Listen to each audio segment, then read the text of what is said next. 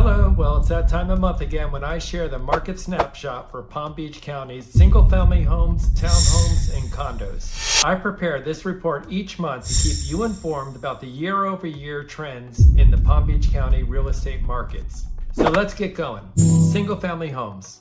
In the Palm Beach County single-family home market, we're seeing a slight increase in single-family home sales to 1,185 closings in 2025, which is about a 1% increase year over year, but it's literally only 2 more sales than we saw last month in July, which was at 1,187 closings. The median home price saw a decrease of almost 5%, going from $644,000 in 2024 to now $613,250 in 2025. The biggest change we notice in this sector is the time it took to get a contract.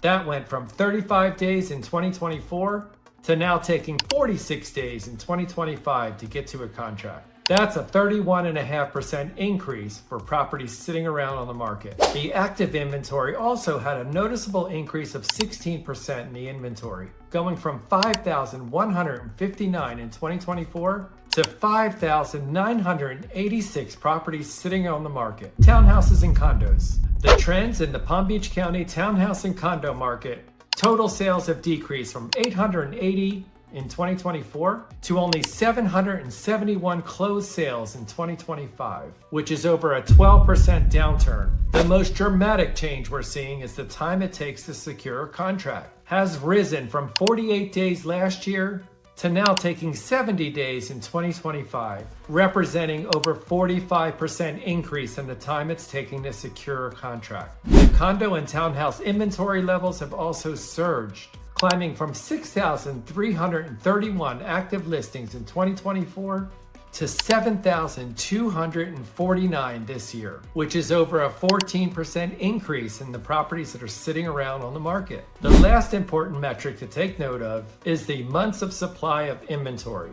Went from 7 months in 2024 to now having 9.3 months to eat up the existing inventory for sale, which is a 33% increase. So now we'll zoom out and take a look to see how the rest of the U.S. markets are doing. The U.S. housing market has also experienced similar shifts, impacting both buyers and sellers. Here's the updated overview. Market outlook and national trends. In July of 2025, the U.S. existing home sales rose 2% month over month to a seasonally adjusted annual rate of 4 million units, compared to 3.93 million in June. An unexpected pickup over what the economists forecast. Year-over-year sales were approximately 0.8%, showing slightly modest growth. The median existing home price stood at $422,400, up 0.2% annually, though down slightly from June's all-time high, marking 25 consecutive months of year-over-year increase. Total inventory climbed to 1.55 million homes, a 0.6% rise from June and 15.7% higher than July of 2024, representing roughly 4.6 months of supply. Homes nationwide now stay on the market a median of 58 days, up 5 days from June and 7 days from a year earlier. The active listings surged 24.8% year over year, hitting a post-pandemic high above 1.1 million, though still 13.4% below pre-pandemic levels. Sellers now appear to be willing to negotiate down, with price reductions rising and inventory levels continuing to grow. This is a sign of a market that's cooling. South Florida trends. There was no specific July data released for South Florida, but the regional patterns seem to follow the national trends, which are slightly lower sales, longer days on the market, elevated inventory, and price stabilization. Market dynamics. Median days on the market nationally rose to 58 days in July, 51 days a year ago, indicating what else but a slower turnover rate. First-time home buyers accounted for 28% of existing home sales in July, down slightly compared to previous months, which means continued affordability pressure. Mortgage rates remain elevated. The average 30-year fixed rate in July was around 6.72%, still weighing on affordability. Affordability continues to be strained, although slight improvements in wage growth and increased inventory are offering cautious optimism. Keep in mind, even though we might see the Fed lower rates on September the 17th, they're lowering the Fed rates, not the mortgage rates. And so we might see a hike in mortgage rates, making affordability even worse. Remember that we will not see mortgage rates go dramatically lower until we see assets fall, like the stock market and the housing market. If you need a refresher on this, I posted it on my TikTok channel, @JViscome. Why Fed cut rates won't lower mortgage rates, and actually could raise them. We need lower asset prices before we see any changes in the mortgage rates. So all the talking heads you see on the internet predicting lower mortgage rates in September, well, they're just wrong. You need proof? Just go back and look at what happened last September when the federal government lowered rates. The mortgage rates actually spiked up. Homeownership rates. The most recent nationwide homeownership rate remains, as previously reported, at 65.1%, with lower rates among younger buyers. 36.6% for those under 35. Outlook.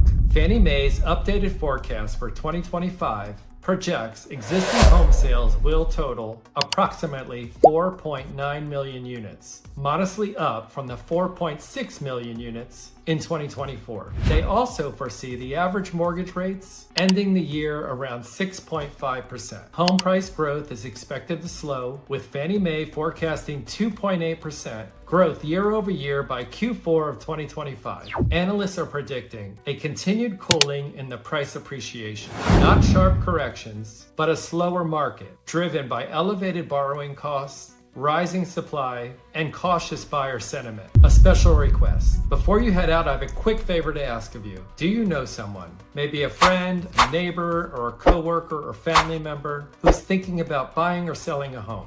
If you can think about this question for just 10 or 15 seconds, because we all know someone who's planning a move, a simple introduction to my team can make all the difference for them. They can call me direct on my cell phone, or you can drop their name into my secure website, www.referralforgoodcause.com. Not only will they receive award-winning service, but their move will also help support this incredible cause. For several years now, we have proudly donated a portion of our income from all referrals to the Big Dog Ranch Rescue, the largest cage-free, no-kill dog rescue in America. This incredible sanctuary saves dogs from neglect and euthanasia, giving them love, rehabilitation, and a second chance at life. Some are trained for law enforcement with canine, others become therapy or emotional support pets, bringing comfort to our veterans and our elderly neighbors. Whether through adoption, fostering, donations, or volunteering, we are committed to making a difference, both for families and our four-legged friends. Thank you. As we step in September and embrace all that 2025 has in store for us, I want to express my deepest gratitude for your referrals and your support of this mission. Together, we're not just serving our community, we're giving a voice to those who have none and making a lasting impact. If you like what we're doing here, please subscribe to my YouTube channel @PalmBeachHomesSold and leave a comment a little bit about your pet and the joy they bring to you and your family. Thank you for listening, and now let's go serve big.